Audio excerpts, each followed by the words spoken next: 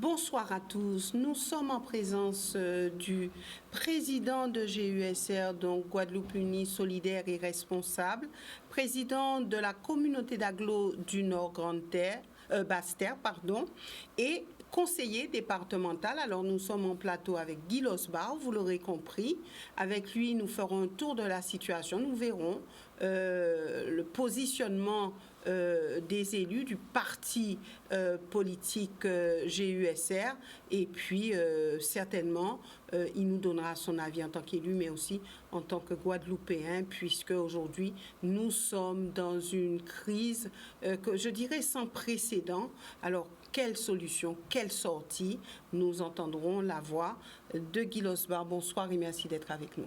Bonsoir aux téléspectateurs de Canal 10 et merci de votre invitation. Voilà donc une Guadeloupe meurtrie, une Guadeloupe en crise. Alors aujourd'hui, on entend beaucoup parler des élus. Guy Losbar, vous, en tant que président, et je vais prendre cette casquette volontiers, en tant que président d'un parti fort, parti majoritaire aujourd'hui en Guadeloupe, que pensez-vous de cette situation? Effectivement, comme cela a été dit, une Guadeloupe meurtrie, une Guadeloupe en crise, et cela d'autant plus qu'il y a quelques semaines, nous étions en pleine crise sanitaire, avec tous les morts que nous avons connus et tous les drames au niveau familial. Et voilà aujourd'hui que nous sommes face à cette crise, je dirais une crise sociale, une crise sociétale, et voire même une crise politique. Et économique. Économique, bien sûr, bien sûr. En tant que président du GUSR, j'ai eu souvent l'occasion de faire des interventions sur notre situation et depuis le début de la crise, sur les perspectives, les solutions possibles. Moi-même, samedi dernier, j'avais eu l'occasion de faire un certain nombre de propositions qui permettaient en quelque sorte de sortir de cette crise et d'ailleurs qui ont été repris avec les maires, avec l'ensemble des élus lors de cette fameuse réunion du lundi. Mais surtout alerter sur le fait que nous vivons une situation qui montre qu'il est temps que les Guadeloupéens puissent pouvoir décider eux-mêmes de la façon de manager la Guadeloupe, la façon d'assurer un certain nombre de compétences, notamment en matière de santé, puisque je prends ce cas-là, nous connaissons aujourd'hui ces problèmes concernant l'obligation vaccinale et bien souvent les élus peuvent être décriés alors que lorsqu'on met en avant que nous n'avons pas cette compétence, ce n'est pas forcément perceptible par la population. Mais moi qui ai toujours défendu la responsabilité locale, la domiciliation du pouvoir, voilà un cas. Si nous avions la compétence santé, nous aurions pu organiser la santé telle que nous le voulions. Et non pas qu'on soit assujetti à la loi au niveau national qui automatiquement aujourd'hui s'applique à nous. Mais en amont, est-ce que avant le vote, est-ce que nos élus n'avaient pas la possibilité de se positionner, d'interpeller le gouvernement, de faire passer le message du contexte guadeloupéen? Oui, mais même si vous faites passer le message du contexte guadeloupéen, c'est une loi au niveau national. En amont, j'ai dit. Hein? Oui. Donc, sauf si ces éléments pouvaient être contenus dans un amendement ou autre. Mais ce qui est important, c'est qu'une fois que la loi est votée, elle s'applique sur l'ensemble du territoire. Et nous sommes obligés aujourd'hui de se battre pour avoir de l'adaptation, pour tenir compte de nos réalités, pour tenir compte de nos spécificités, puisqu'on le voit très bien. On ne peut pas soigner de la même manière sur quel que soit donc, le secteur. Et d'ailleurs, lorsqu'on prend donc, des zones comme la Nouvelle-Calédonie ou la Polynésie française, qui ont la compétence santé, donc c'est eux qui ont décidé comment gérer ce problème de crise sur leur territoire. C'est-à-dire la loi telle qu'elle est appliquée chez nous ou sur l'ensemble de l'Hexagone, elle n'est pas applicable chez eux parce qu'ils ont cette compétence et ils peuvent dire. Donc bien souvent, la population, ce qui est normal, pour les élus qu'ils ont voté, ils vont dire mais qu'est-ce qu'ils font, quelle réaction, tout un ensemble donc, de choses. Mais alors que sur ce cas spécifique, nous n'avons pas cette possibilité d'agir puisque ce n'est pas une compétence ni au niveau du département, de la région ou même des villes. Donc c'est pour cela que nous pouvons faire des propositions, pour comment, compte tenu donc, des revendications, apporter des solutions.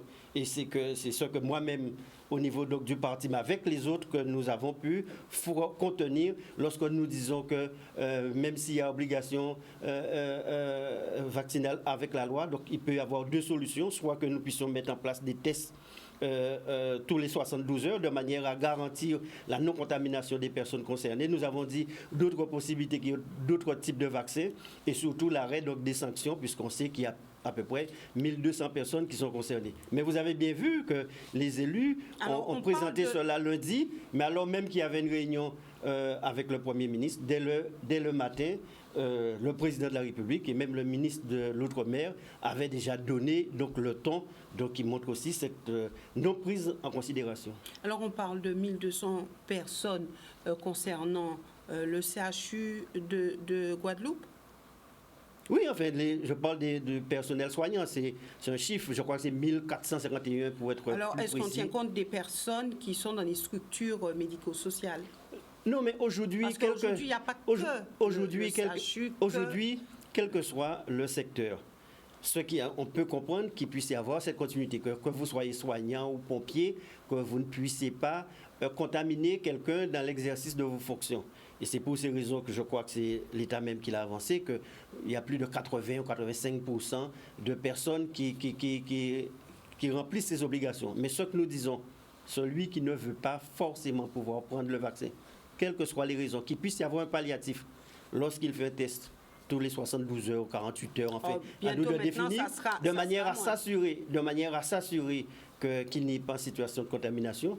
Je sais que les vaccins ARN posent problème. Là aussi, cela pourrait être évolué, puisque la rencontre avec les syndicats nous ont permis de voir, je parle là au niveau du SDIS, qu'il pouvait y avoir un certain nombre de possibilités, de pistes à mettre en place. Ouais. Alors, quand on dit non à la vaccination obligatoire, on parle bien de certains vaccins et pas de d'autres. Non, enfin ça, vous savez, aujourd'hui, il y a des personnes qui sont totalement contre, quelle que soit la forme de vaccination. Mais moi, je suis quelqu'un de pragmatique.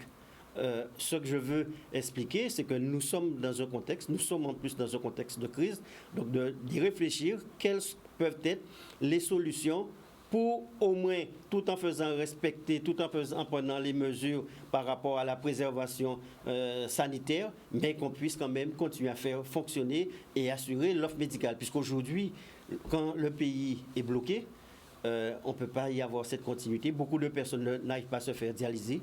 Beaucoup de personnes n'ont pas le suivi, celles et ceux qui sont en situation donc, de diabétique. Aussi, on voit, même pour s'approvisionner, enfin, toutes les conséquences liées à un pays bloqué. Alors, toutes les conséquences liées à un pays bloqué, alors aujourd'hui, on se dit, qui peut débloquer? Qui a cette possibilité de discuter, qui a cette possibilité d'avoir, en tout cas de rassembler autour de propositions? Ce qu'il faut se dire, c'est que le conflit a commencé avec le problème lié à l'obligation vaccinale et les sanctions pour les soignants.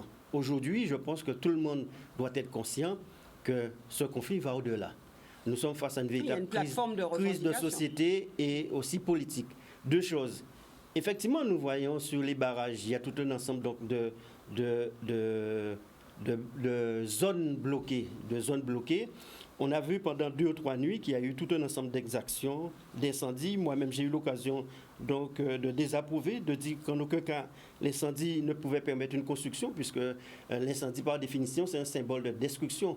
Or, nous sommes là pour construire un pays. Mais il faut qu'on soit conscient que cela montre une certaine souffrance de la population, une certaine souffrance d'une partie de la jeunesse.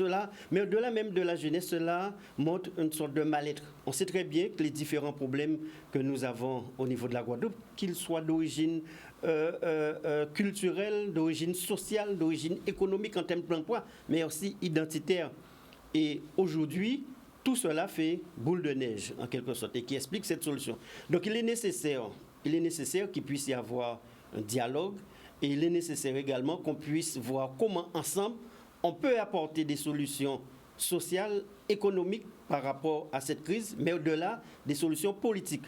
Nous-mêmes, avec le président de l'association des maires, avec le président du région et avec Jean-Philippe Côtois faisant fonction au niveau donc, du département, nous avons initié un certain nombre de rencontres et aujourd'hui encore, nous avons rencontré beaucoup donc, de citoyens mobilisés sur les différents barrages, qu'il s'agisse des citoyens au niveau donc, de Sainte-Rose, de Pointe-à-Pitre, du Gauzet. Nous avons eu une rencontre aujourd'hui avec les jeunes et leurs représentants, de manière à voir comment ensemble on puisse s'en sortir. Puisque c'est notre pays, quel que soit le mutisme qu'il pourrait y avoir de part et d'autre, il est nécessaire qu'on puisse se rencontrer, qu'on puisse discuter. Et pendant près de 2 heures, nous avons fait le point sur la situation, sur comment sortir de cette crise. Puisque eux, même si aujourd'hui, il peut y avoir ces différents barrages, ce que nous avons compris aussi, c'est qu'il y a un ensemble donc, de revendications sur leur devenir, de manière à avoir des perspectives, certaines revendications politiques qui voulaient dire qu'au-delà donc, de la sortie de la crise, il va falloir que nous puissions poursuivre et faire en sorte que demain, nous n'ayons pas ni un 2009, ni un 2021, parce que nous saurons que lorsqu'il y a un problème, lorsqu'on frappe à la région ou au département ou encore à une autre collectivité, qu'on puisse avoir une réponse. Et aujourd'hui, c'est ça le problème. Vous avez rencontré, vous dites, ces jeunes, ces personnes mobilisées sur les barrages. Qu'en est-il ressorti?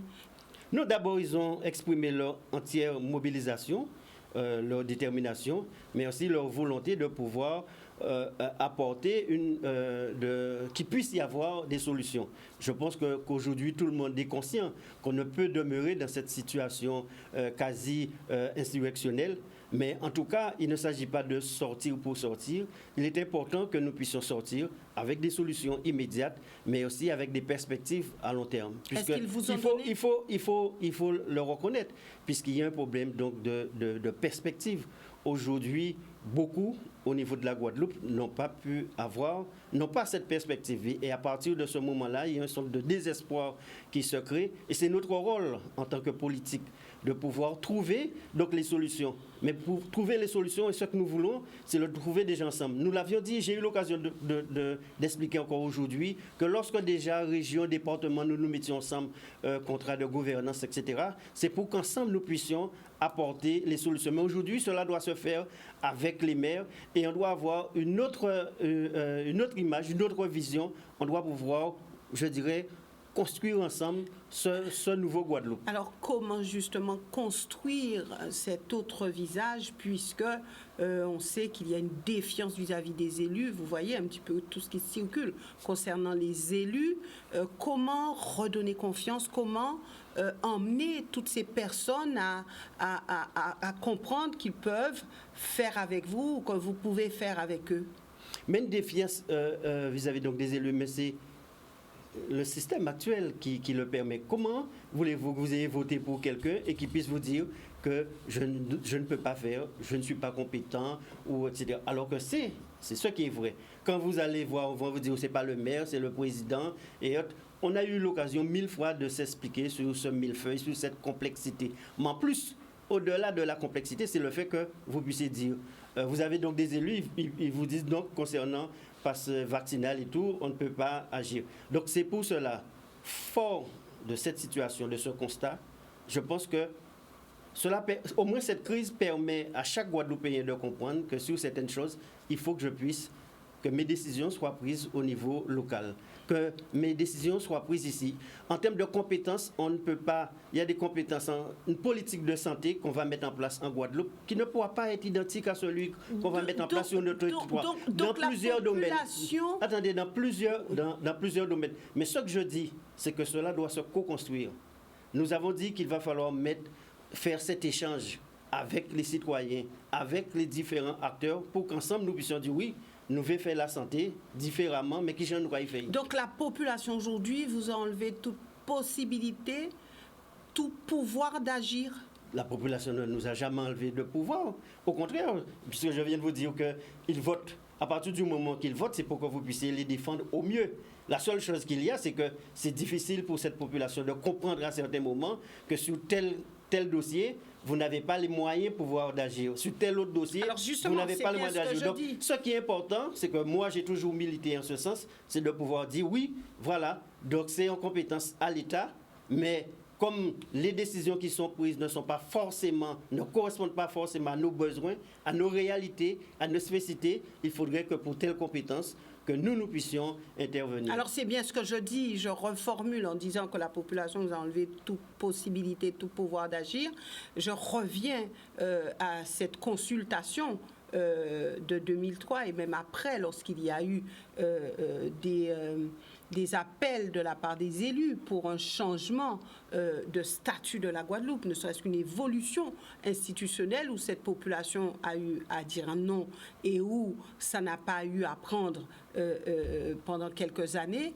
Est-ce que le fait que nous soyons dans le cadre législatif et dans cet article 73, la population n'ayant pas voté oui pour l'évolution, vous enlevez cette possibilité d'agir?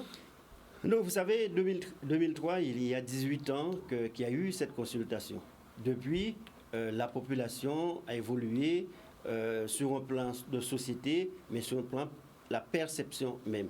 Aujourd'hui, lorsque vous circulez en Guadeloupe, vous allez vous rendre compte que tout le monde dit qu'il faudrait que nous soyons dans une démarche plus guadeloupéenne, qui a un certain nombre de décisions, qu'il faut qu'ils soient adaptés à notre pays, qu'il faut qu'ils correspondent à nos besoins, à notre réalité. Et pour ne pas me répéter, cette crise, par excellence, nous le montre. Nous le montre parce qu'on ne se soigne pas. Nos plantes médicinales, la pharmacopée n'a pas la même importance en France qu'elle a cette importance ici. Vous avez vu, nous avons même fait des enquêtes par rapport à l'obligation vaccinale ou pas. Mais ce qu'on constate, c'est que quel que soit le choix que pouvait faire, il y a une loi qui est en train de s'appliquer. Nous, on peut demander un certain nombre d'adaptations, on peut demander un certain nombre de corrections, mais la loi s'applique et vous avez vu comment le gouvernement le précise. Ce que nous disons, c'est qu'il y a un certain nombre de compétences qu'il faudrait que nous puissions dire non, les décisions sont prises ici. Donc il faut un autre référendum? Nos décisions sont prises ici avec nos élus. Mais ce que je dis, contrairement à ce qui s'est trop souvent produit, il faut qu'il puisse y avoir une plus large concertation avec les acteurs économiques, les acteurs sociaux et autres, pas seulement au niveau politique. Quand les choses sont présentées simplement au niveau évolution institutionnelle, le citoyen lambda, il dit encore, c'est de la mécanique politique des élus, en fait, etc. Or, aujourd'hui, la réalité, le terrain nous montre qu'il faut une certaine adaptation. Le terrain nous le montre, puisque nous aurons pu dire, bon, non, voilà, concernant cette pandémie, c'est avec nos dispensaires ou alors prendre des mesures qui correspondent. Et je vous dis, je n'invente rien, puisqu'il y a des territoires qui le font, eux, ils ont décidé eux-mêmes comment s'organiser. Là, nous sommes dans le domaine de la santé. Mais il y a d'autres secteurs que nous pourrons le voir, aussi bien au niveau de l'urbanisme ou encore de la fiscalité. Il y a plusieurs secteurs. Alors, et au quotidien, nous les élus, nous le vivons. Alors il faut revenir à un référendum pour savoir comment évoluer. Est-ce que c'est cela? Est-ce que c'est l'une des réponses? À partir du moment où il y a une situation et où on voit que les Guadeloupéens sont dans cette démarche de penser Guadeloupe, agir Guadeloupe. Il est très important de penser Guadeloupe, agir Guadeloupe. Maintenant, comment faire pour agir Guadeloupe? Et c'est en ce sens que je dis, les politiques, surtout les responsables de partis, ont cette obligation de pouvoir y réfléchir, mais non pas que chacun y réfléchisse dans sa zone, dans son carcan, mais que cela puisse se faire avec les différents acteurs.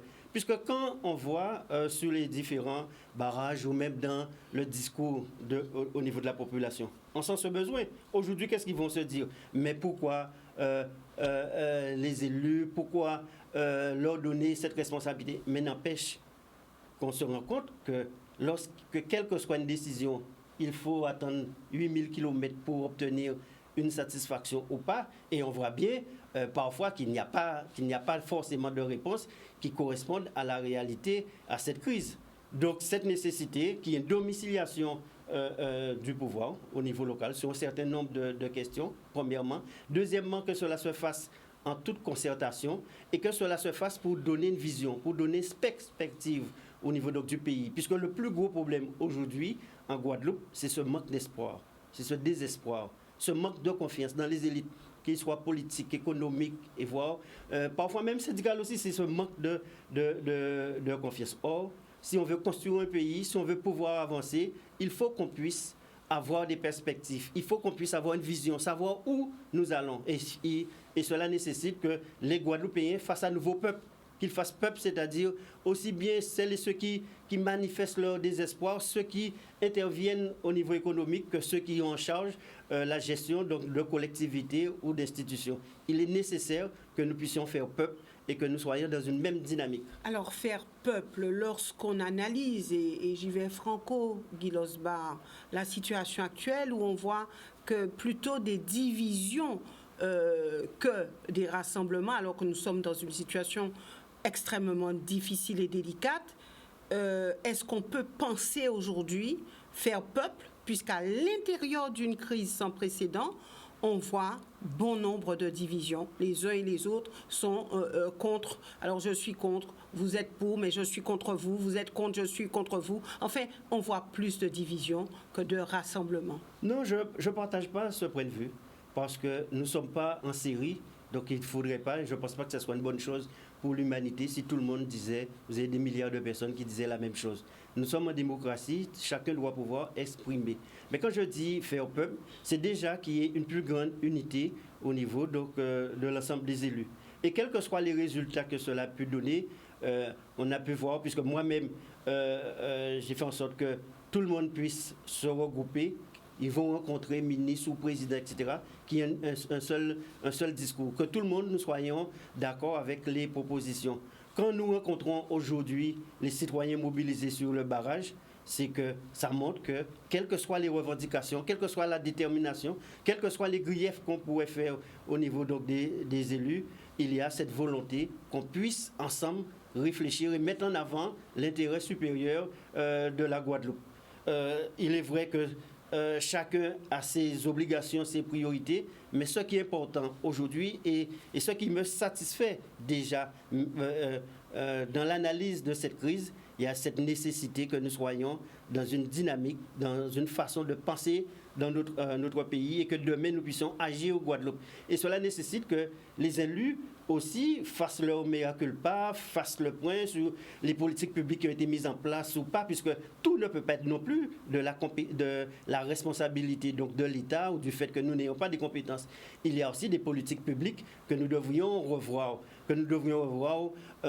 aussi bien au niveau donc, des communes, au niveau des départements, au niveau donc, des régions. Mais que cela se fasse aussi avec la population, avec les citoyens, puisque il y a tout un ensemble d'actions qui peuvent être mises en place au niveau donc, d'une collectivité, avec des efforts conséquents au niveau donc, des élus, quel que soit leur bord, mais sans pour autant que cela puisse avoir les résultats escomptés et sans pour autant que cela puisse avoir la perception réelle.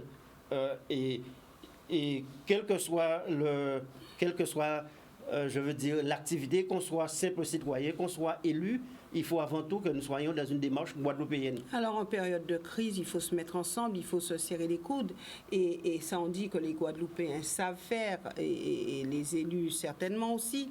Mais au-delà de cette crise, parce qu'il va bien falloir sortir de là, mais l'après-crise, est-ce que ce n'est pas ce qui est le plus compliqué, l'après-crise où il faut rester unis, rester soudés et avoir une vision claire et précise et responsable de la Guadeloupe. Est-ce que ce n'est pas ce cap-là qui est le plus compliqué? Mais vous savez, ce n'est pas la première crise que connaît la Guadeloupe. Tous. Nous avons vécu 2009. Oui. Avec des revendications, avec certains drames ou pas. Mais le problème qu'il y a, c'est qu'il n'y a pas eu une réponse politique. Et c'est pour ces raisons que nous nous retrouvons dans cette même situation en 2021.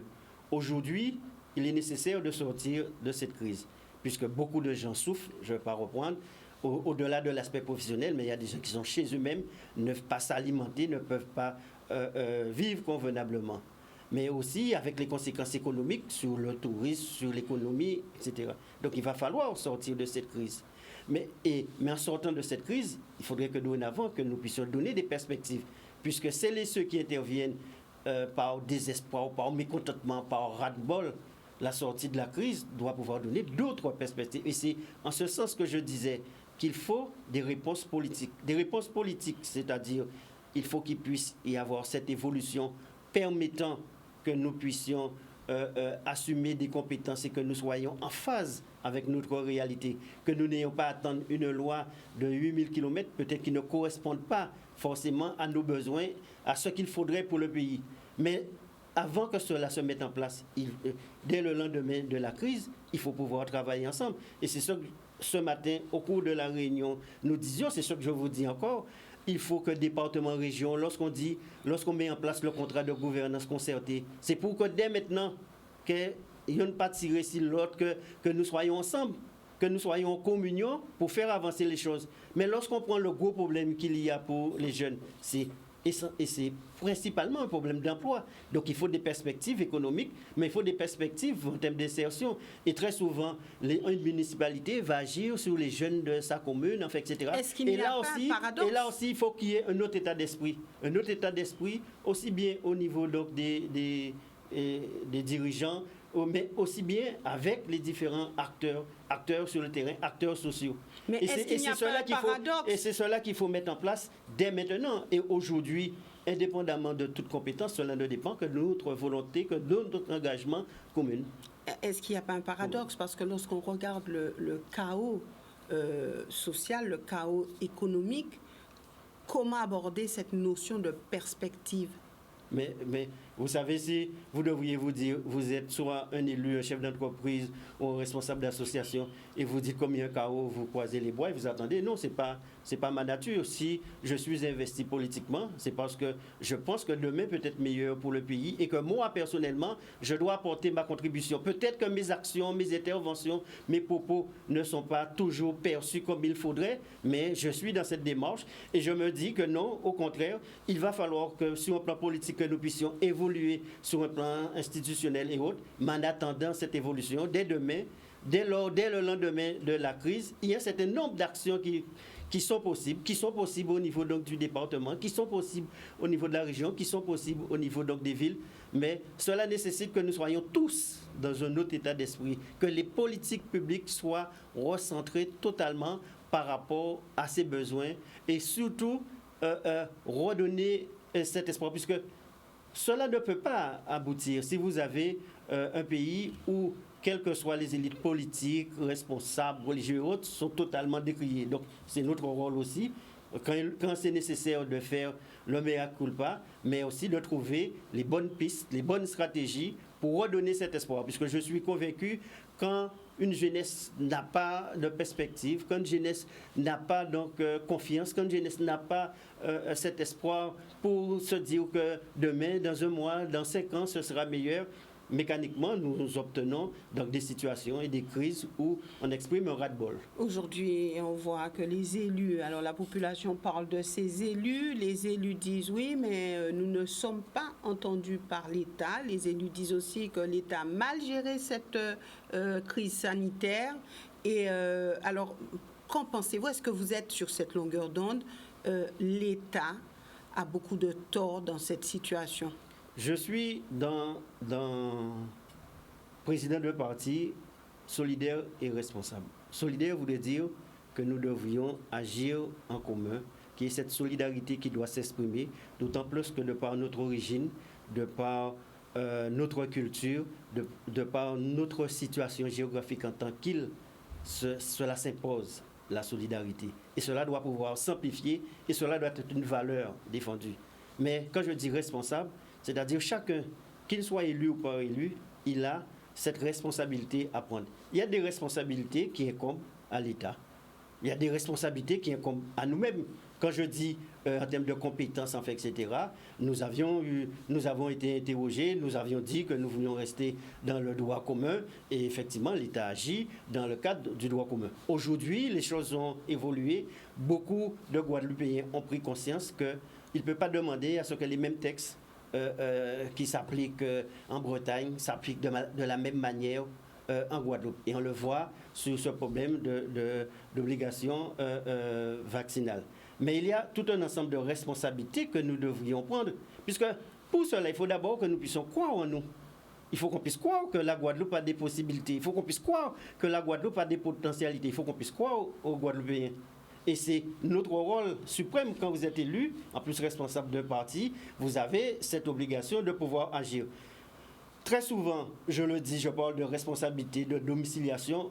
Cela pourrait être interprété comme un slogan, mais la situation nous montre que c'est une réalité, nous montre que c'est devenu même un besoin. Les discussions comme aujourd'hui, comme nous avions avec tout un ensemble d'acteurs, montrent cette nécessité de revoir les codes, cette nécessité de revoir le mode de fonctionnement.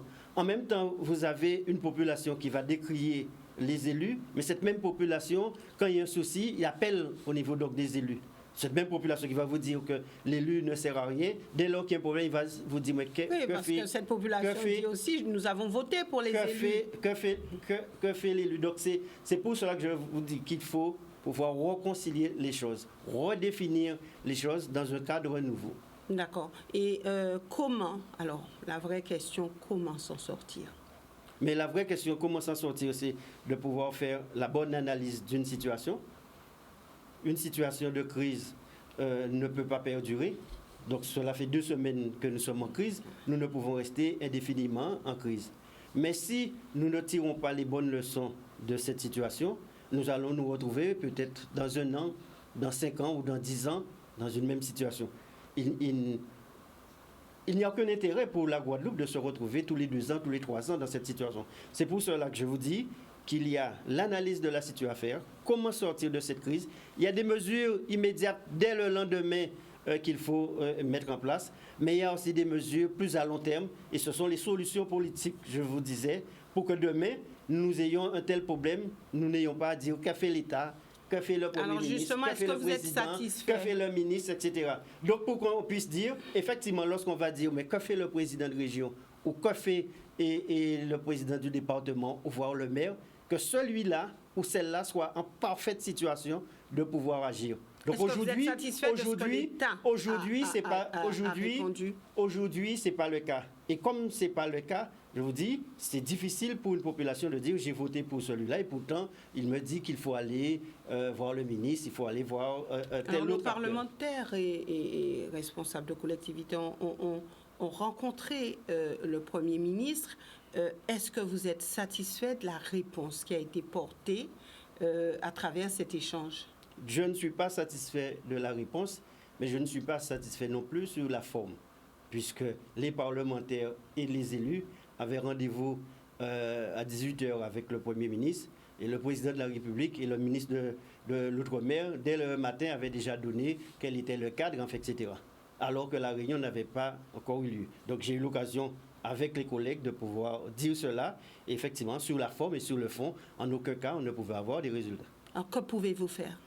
Mais quand nous faisons donc des démarches comme aujourd'hui, quels que soient les niveaux donc de compétences ou pas qu'on devrait avoir, on doit pouvoir agir. On doit pouvoir agir puisque nous, vous êtes élus au niveau de la Guadeloupe. Ce sont donc des jeunes au niveau de la Guadeloupe, même s'il y a quelles que soient les exactions, les dérives qu'il pourrait y avoir. Mais en même temps, il y a une volonté de se faire entendre. Donc, il y a une volonté d'exprimer un mal-être. Il y a une volonté d'exprimer un mal-être et c'est pour ces raisons que nous nous sommes rencontrés aujourd'hui. Nous avons défini les choses. Nous nous sommes dit que dans les 48 heures, il faut qu'il puisse y avoir des rencontres. Il faut que l'État puisse rencontrer, puisqu'on a vu à Martinique, je crois qu'il y a eu donc, des propositions de rencontre au bout de 2 jours. Alors l'État doit rencontrer qui? Il faut qu'il puisse y avoir cette rencontre. Après, les formes que cela doit prendre, bilatérales, interministérielles, enfin, etc. Mais cette situation ne peut pas perdurer. Mais ce que je dis, toutes les solutions ne viendront pas non plus de l'État. Il y a un certain nombre d'éléments qui nous concernent. Avec le président Chalus, nous sommes rencontrés, on a pu voir déjà quelles peuvent être les perspectives au niveau département, au niveau région, ou voire d'autres collectivités, mais qui nécessitera l'engagement d'un certain nombre de décisions. Il ne faut pas se faire d'illusions. Vous n'allez pas faire une réunion et au bout d'une séance, toute une journée de 2 jours, signer donc des protocoles. Et on a vu qu'il y en a déjà eu des dizaines. Moi, je suis plus dans une démarche donc, de construction. Il y a un certain nombre de points qui se posent. Il ne faut pas se faire d'illusions, ils ne vont pas se régler ni en 24 heures, ni en une semaine. Qu'on puisse mettre en place, s'il le faut, un calendrier de rencontres et que les choses se fassent progressivement avec tout un ensemble donc, d'évaluations pour voir si ce que nous avions dit ou convenu 1 mois, 6 mois, 2 ans après ont été respectés. La chance que nous avons, c'est que pratiquement toutes les collectivités sont au début de leur mandature. Les municipalités, ça fait 1 an que tous les maires ont été élus ou réélus. Le département, c'est en cours. La région qui vient d'être réélue, donc qui permet à ce que tout un ensemble donc, de décisions, d'engagement, de programmation politique, de politique publique puisse se mettre en place très rapidement, dès 2022, avec une progression dans le temps, tout en permettant que sur un autre plan purement politique, institutionnel, que nous puissions travailler, tous les acteurs politiques, mais avec les acteurs de la population. Alors, les premières réponses attendues sont sur 2 plans, l'obligation vaccinale et le pass sanitaire. Est-ce que vous pouvez avancer là-dessus, puisque l'État dit non, nous ne pouvons avancer, c'est une loi et il faut appliquer la loi, quel que soit le territoire sur lequel on se trouve, français sur lequel on se trouve. Mais quand vous dites, je crois que depuis le début de l'émission, je vous ai fait cette démonstration en termes de compétences. Quand vous me dites, vous pouvez avancer. Ce n'est pas une décision qui peut dépendre du département ou de la région. C'est bien ce ça, que je pense que tout le monde l'a compris. Maintenant que nous pouvons intervenir que sur la base de propositions. Ces propositions, nous l'avons faites. Nous l'avons dit, ceux qui ne veulent pas se faire vacciner, qu'ils aient la possibilité de faire des tests. Ou encore, il y a certaines personnes qui ne veulent pas prendre le vaccin ARN, qui puissent prendre les autres types de vaccins. Et nous avons dit ce soir concernant l'obligation pour permettre au pays donc, de fonctionner. Donc, ce sont donc des solutions que nous avons proposées. Moi-même, samedi dernier, j'ai eu l'occasion de le dire. D'autres élus, la majorité donc, des élus sont dans cette dynamique. Et c'est ce que les élus ont proposé encore lundi au niveau donc, du Premier ministre. Actuellement, il y a une mission interministérielle concernant le SDIS.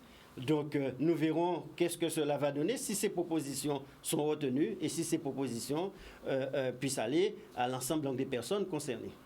Et j'aimerais revenir avec vous sur un point. Vous avez dit, nous avons rencontré les gens qui sont sur les barrages, les jeunes et autres sur les barrages.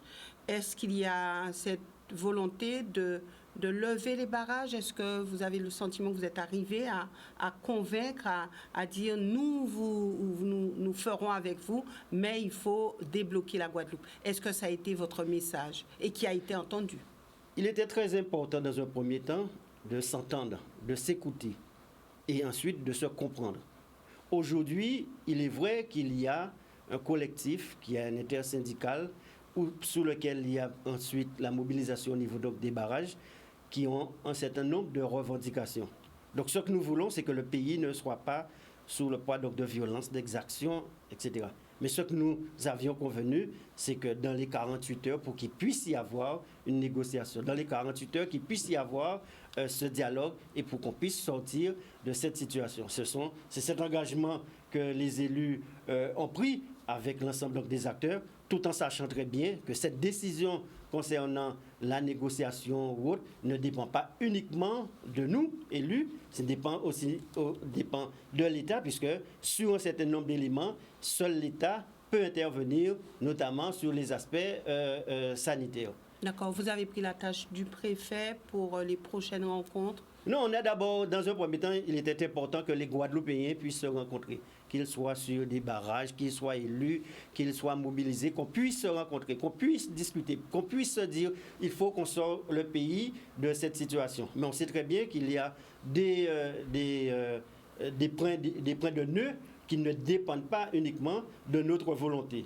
Et si au bout et s'il n'y a pas cette nécessité, on verra quelle autre forme d'action qu'il va falloir mettre en place. Mais il était quand même important qu'élus puissent déjà rencontrer l'État. On a vu qu'élus puissent rencontrer au niveau donc, de celles et ceux qui sont sur les barrages. Il y a aussi donc, des rencontres qu'on va vouloir initier avec les représentants syndicaux de l'intersyndical, tout en sachant que pour l'intersyndical, son interlocuteur, pour reprendre un peu les mots d'Elie Domota, Cléa Porte-là, c'est au niveau de l'État, de la préfecture. Cléa Porte-là, c'est au niveau de l'État et de la préfecture. Concernant leurs revendications. Est-ce que vous exigez quelque part que les syndicats, quels qu'ils soient, UGTG, on va dire le LKP, qui regroupe un certain nombre de personnes, et les autres, est-ce que selon vous, tous ces syndicats doivent être intégrés aux discussions? Mais ça a été clair, nous avons fait un communiqué en disant que dans les 48 heures, qu'il faut que les négociations puissent reprendre. Maintenant, sur les formes, il peut y avoir plusieurs formes. Moi, je vous dis qu'il y a une plateforme de 32 ou de 34 points. En aucun cas, trop souvent on a vu, sur un seul jour, on définit un certain nombre de choses, il y a un protocole signé. Moi, je pense plutôt qu'il faut que nous soyons dans la construction, dans cette confiance. Il faut prendre le temps.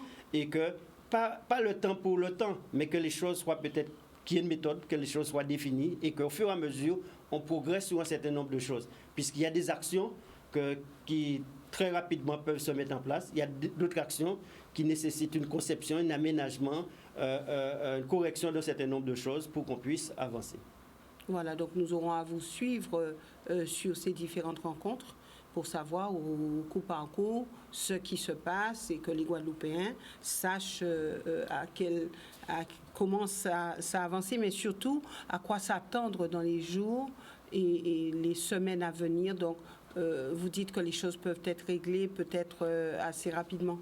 Enfin, assez rapidement, vous pensez très bien que je ne peux pas présupposer. La seule chose que je puisse exprimer, c'est une volonté que l'ensemble des Guadeloupéens, dans cette crise, qu'on mette avant tout l'intérêt de la Guadeloupe, que nous fassions peuple, comme je dis, quel que soit son secteur, quelles que soient ses contraintes, puisqu'aujourd'hui, les barrages, c'est pénalisant pour tout le monde, que ce soit sur ceux qui y sont ou ceux qui n'y sont pas. Cela a un impact économique terrible et qu'il va falloir assumer. Cela a des impacts psychologiques terribles également.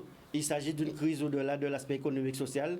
Ça a des impacts politiques qui nous appartiendra de proposer, de faire l'analyse et de proposer des solutions pour qu'enfin nous ayons une organisation, que nous ayons donc des institutions qui correspondent à nos attentes, qui correspondent à la domiciliation du pouvoir, que sur un certain nombre de problèmes, que nous ne soyons pas obligés de faire 8000 km pour trouver une solution, que sur un certain nombre de problèmes, que nous ayons donc des acteurs guadeloupéens qui soient plus en mesure de comprendre la réalité, de comprendre les spécificités, de comprendre les besoins donc, de cette population. Mais cela nécessite que nous-mêmes, élus, nous puissions à tout moment prendre nos responsabilités, faire le point aussi sur ce qui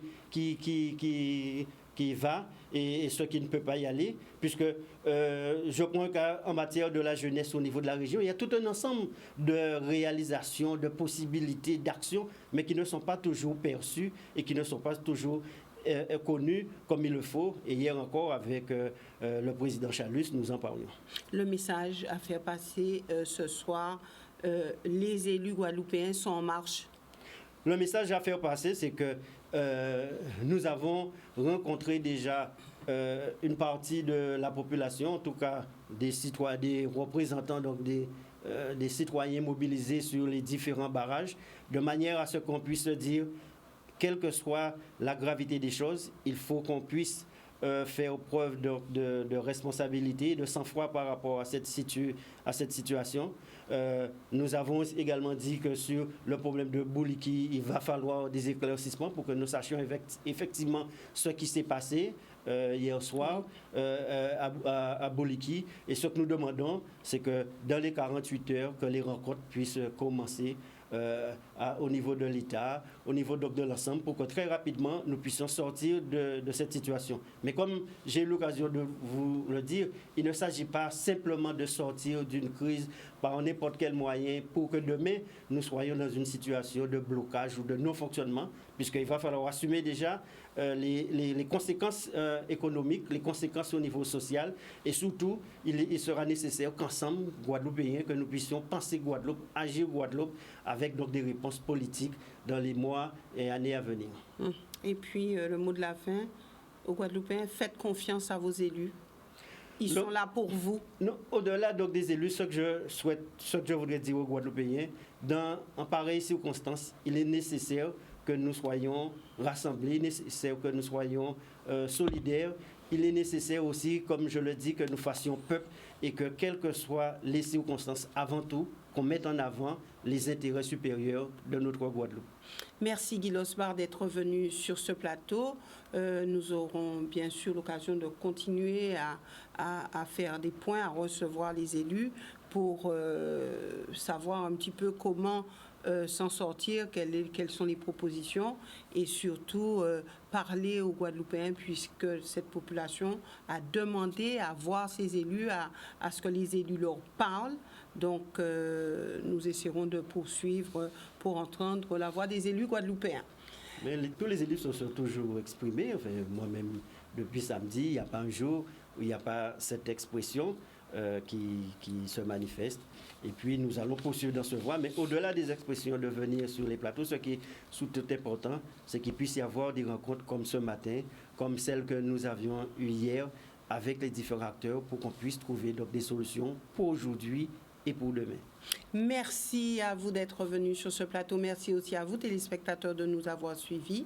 Nous aurons dès demain une série d'émissions pour qu'on puisse entendre la voix des différents acteurs, acteurs économiques, acteurs politiques. Donc, ne ratez pas ces rendez-vous. Ça sera dès 9h demain.